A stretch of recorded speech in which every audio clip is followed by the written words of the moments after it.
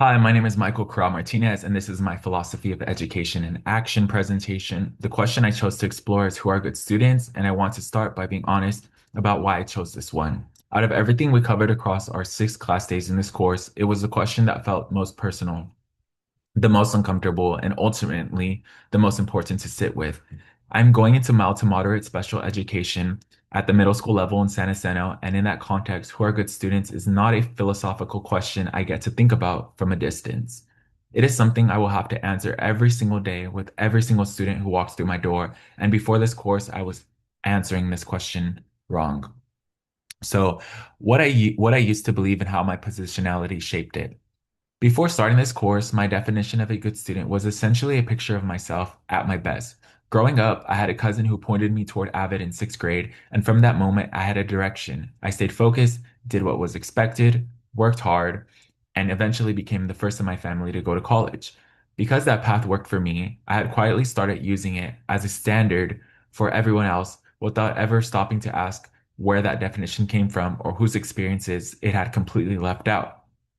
What I did not see clearly until this course was that my path was only possible because of very specific people and very specific circumstances. I grew up with financial instability and family conflict, and watching a family member struggle with addiction taught me early how that kind of instability follows a child right into the classroom. But I also had my grandmother's house as a place I could go when things at home felt too heavy, and not every student sitting around me had that. My cousin pointed me somewhere when I needed direction, and not every student has someone who does that for them. I had been holding students to a standard built from a path that required things they may not have access to. Tatum helps name this clearly. She argues that identity is never simple and that most of us hold both dominant and targeted identities at once without fully examining both sides. She writes that many of us are both dominant and subordinate, which means we can't only look at the ways systems have hurt us, but also have to examine honestly the ways we benefit from them and how those benefits quietly shape how we see each other. I'm subordinate as a Latino, gay, low income, first generation person, but I am also dominant as someone who is documented, able bodied, and now college educated and male. The duality showed up in how I was measuring students without realizing it, as I have previously worked with students in both a sub position and as a behavioral tech and instructional aide. But working as a behavior technician made it worse because the entire model I was trained inside was compliance based. Progress meant a student moving closer to what the system recognized as acceptable, and I did not yet have the language to question whether the system itself was the problem. So, what changed my thinking? Then, across our 6 class days, this course gave me the language I was missing, and three things shifted in my thinking completely. The first was Broderick and Leonardo. They argue that goodness in schools is not something students inherently have, but something that gets constructed and assigned based on race, class, and ability. They write that students who are constituted a good that who are like seen as good are provided greater freedoms, more free passes, while students who are seen as bad are heavily surveillanced and more harshly punished for the exact same behavior. Which means once a label gets assigned to a student, everything they do afterward gets filtered through it.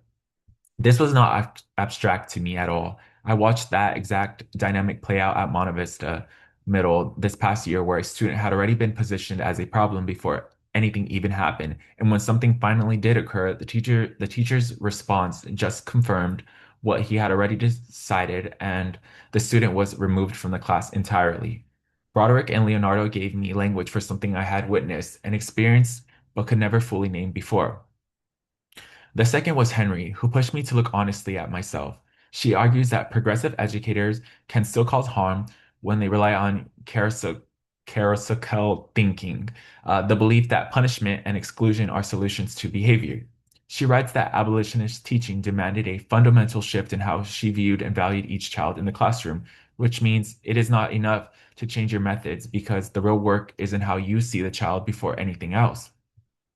Henry is honest about how she herself, as a progressive educator, let a child slowly disappear from her classroom because he kept failing to meet his behavior plan. She did not intend to harm him, but over time, he became less and less visible until he was basically gone from the community. When I read that, I thought about students I had worked with as a behavior tech where I had done something similar without naming it. I followed the behavior plan, I tracked the data, but I did not always stop to ask what the child or student was actually trying to tell me. And the third was something Dr. Terrell Sales brought up in class, which is that behavior is a form of communication. What that means is that when a student acts out or shuts down, they're not being defiant for no reason. They are telling you something they can't put into words, and your job as a teacher is to be fluent enough to hear it. That one idea changed how I think about my entire role as a SPED teacher. I stopped thinking about how to manage behavior and started asking what this student is actually trying to tell me right now. So insights, tensions, where the tension lives. Two more readings then took apart the last piece of what I had been carrying without realizing it. Maul and Gonzalez argue that teachers only see a fraction of who a student actually is because they rarely take the time to learn about who students are outside of school. They write that only a part of that child is present in the classroom and that teachers had little idea what a student's life was really like outside of school and what they actually knew about the world, which means everything the student knows, everything they carry, and everything they are capable of stays invisible because nobody ever asked. When I sat with that, I thought about every student I had worked with whose real life I knew almost nothing about.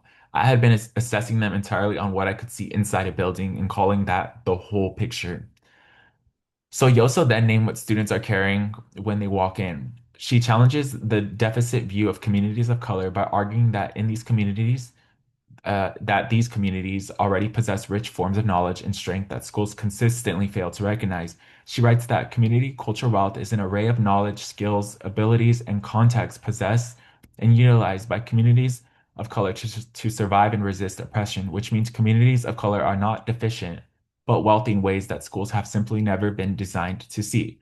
She identifies six specific forms of capital: aspirational, linguistic, familial, social, navigational, and resistant, none of which appear on an IEP or behavior plan, but all of which are things that got my students to go to that got my students to school in the first place.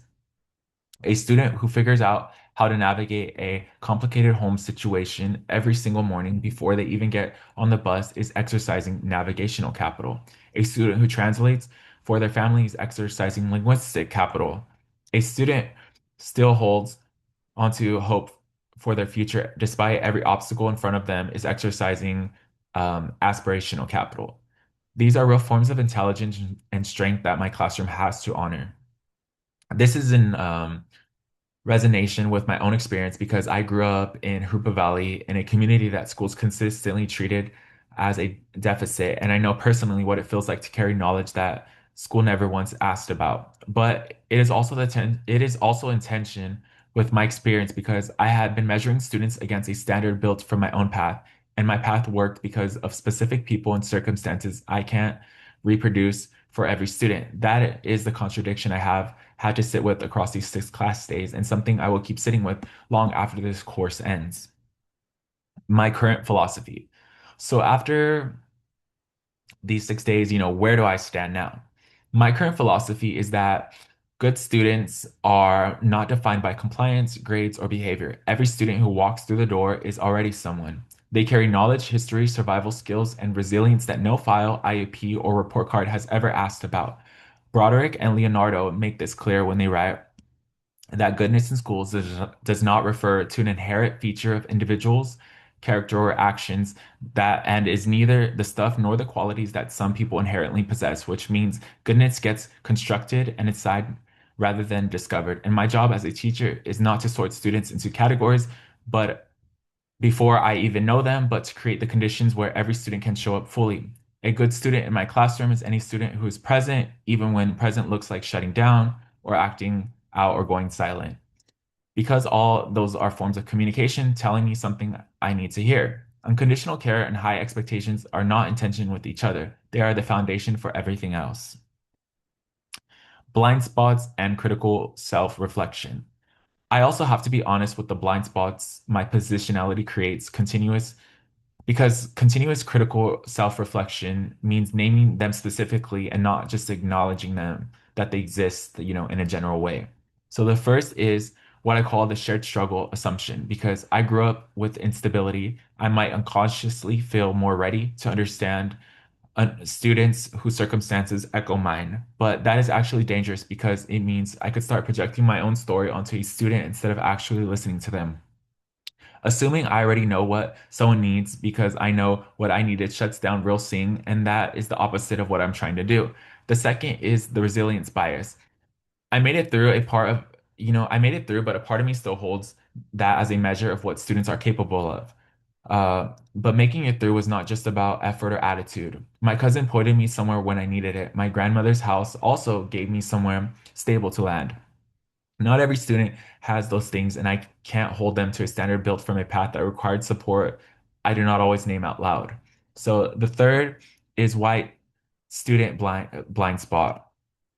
My framework for understanding struggle was built entirely from my own experience as a low-income Latino student, and that framework has real limits. Tatum argues that most of us hold both dominant and targeted identities simultaneously without examining both honestly. And she writes that many of us are both dominant and subordinate, which means the work of self-reflection has to go in both directions. I might unconsciously read a white student from a more stable background as fine and not give them the same depth or attention or care. And that is a risk I have to keep actively checking.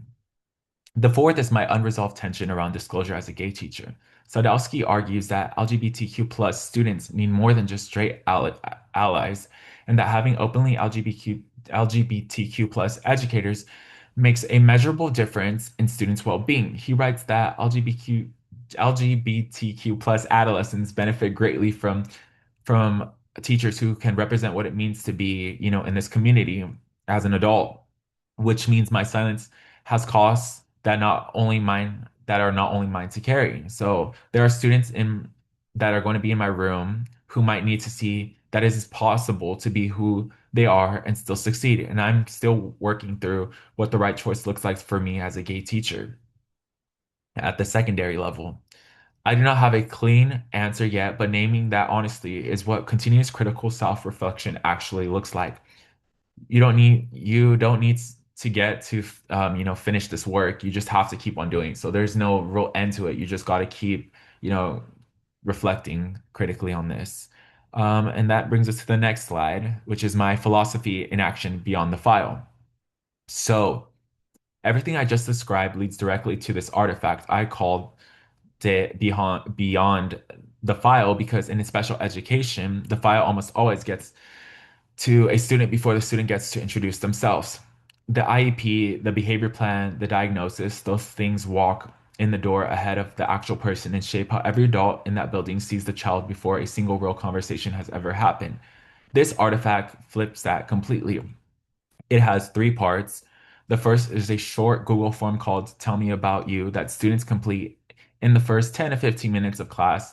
They touch, before they touch any materials at all. I want them to do this. It asks six questions. What is something you know? How to do that school never taught you? What did your family or community teach you that you are proud of? What is one thing you wish your teacher knew that your file does not say? What is one word that describes who you are outside of this classroom? And what is something from your home or community that feels like part of who you are? And is there a language, food, tradition, or place that is part of your identity? That form takes 10 minutes or 15, depending on how long the student needs, but it gives me more real information about who a student actually is than most files ever do. And critically, it gives students the chance to tell me who they are on their own terms before I have had a chance to decide for them. The second part is the portrait poster itself. Students use their form responses to build a large, visual, let's show you right here, poster and visual portrait, so this poster is kind of like a portrait divided into five sections around a center image of themselves. The section capture something they know how to do that school never taught them, something their family or community taught them, something they want their teacher to know that their file does not say, which can be folded over if they want it to stay private between them and me, and something from their life that makes them who they are. The board is decorated with whatever colors, patterns, or words they feel that feel like them, and students can use photos, drawings, handwritten text, ticket stubs, recipe cards, anything that represents their life outside of school. So you can see I kind of gave a little example that's not going to be as detailed as what students will look like, but Marcus, he would describe himself as a builder, he rides bikes, he has anxiety, something, that's like meaningful to him, is like he learned how to make tamales with his family and he plays the guitar. So obviously, like, students can insert pictures, but I would like descriptions so I can better understand and so students can better understand, each other. So then that brings us to the third part, beyond the file, gallery walk. So the third part is the gallery walk. Portraits go up on the wall on day one and they stay there all year. It's not just decoration, it's a daily commitment to every student in the room. Students walk around with three sticky note colors. So yellow for something they can relate to, blue for something different from my experience, and pink for something I want to know more about. And they leave at least one note on every portrait. Then, when we come back together and talk about what this community already knows, and we can talk about what we can do as a community together. So, how this artifact connects to theory and what students are learning. So, every piece of this artifact is intentional and connects directly to something from this course. Connecting it to, some of the readings, Maul and Gonzalez argue that teachers who take their time to learn about students' household knowledge and community resources can transform the quality of their instruction. They write that by capitalizing on household and community resources, we can organize instruction that far exceeds in quality what students typically encounter in schools, which means the Google form is the funds of knowledge move.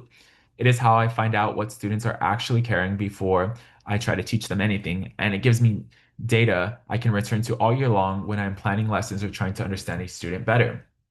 Yoso's sixth form capital map directly um, show on the sections of the portrait itself. The family section surfaces familial capital, the language and community section surfaces linguistic capital, the something I know how to do section surfaces navigational and resistant capital. The artifact makes the community cultural wealth visible and it keeps it visible on the wall all year. So it is never something I acknowledge once and then move past. Broderick and Leonardo's argument that the label should not come before the person is built directly into the design of this artifact because the file does not introduce my students to me. They introduce themselves on their own terms before I have had a chance to decide who they are. And Henry argues that students deserve care simply because they exist. She writes that abolitionist teaching dares to imagine that we deserve care because we exist in all our wild and wonderful and sometimes messy ways, which means this artifact starts from the premise that every student deserves to be seen from day one, regardless of what any file says about them. So, what students are learning through this artifact is that their lives outside of school have value and belong in the classroom, that their identity is not something to set aside in order to succeed academically, that their classmates are whole human beings with histories and knowledge worth knowing, and that they are capable of being seen and of seeing others. And on the hardest days, when a student is struggling or acting out or has been labeled by every adult before, me, I can walk to the wall and remember who they told me they are on day one. The portrait does not let me forget, and it does not let me reduce a student to their worst moment or their diagnosis. When parents come in for conference, the portrait replaces the file as the point of conversation, and that shift matters because families see immediately that I know their child as a whole person and not just the label. So again, this is how it connects. I get to see students in a different light, and families can kind of see that I know students more than their labels. So this is kind of what this touches up on the part two. And thank you. This is basically concludes everything. These are authors and texts that most directly shaped the thinking in this presentation. Each one gave me language for something I had already lived with or witnessed, but had not yet been able to name. And that is what this course did for me overall. It gave me the frameworks to understand what I already knew and to build a practice around it can actually so that this can actually hold up in the classroom. So thank you. This is my philosophy of education. I hope that this is something that I can implement into my classroom. And I'm really excited to see how I can, make this a reality in my future. So thank you.